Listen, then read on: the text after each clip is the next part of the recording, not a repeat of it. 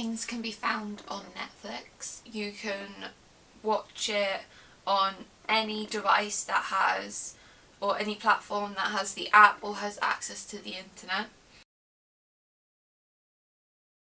Netflix doesn't really show its like streaming, how many people have watched the programme or film, but because Stranger Things was such a huge hit with season 1, the first episode of the second season, when it was premiered, it had about 15.8 million people watching it within the first 3 days of it being out, and 326,000 people binge watched the entire season on the first day, and that's just in the USA alone. Canada was the first country to really binge watch the show, and they were also the fastest. It then took like a month for just over 190 countries to really get into the programme.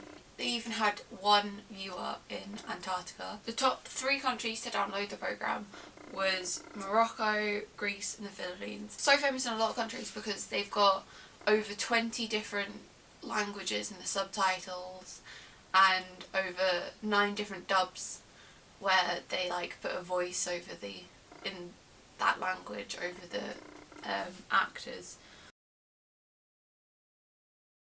The show is on Netflix. You have to pay for a Netflix subscription.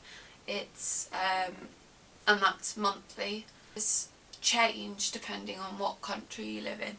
The cheapest places for the monthly subscription is Mexico with $5.03 a month, Japan with $5.77 a month, and Colombia with $5.80 a month.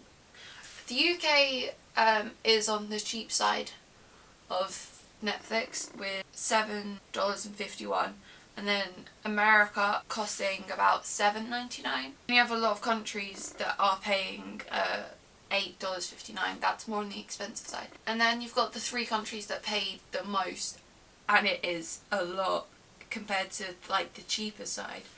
So you've got Norway with $9.32, Denmark with $11.41, and Switzerland with $11.90, which is basically double what Mexico pays.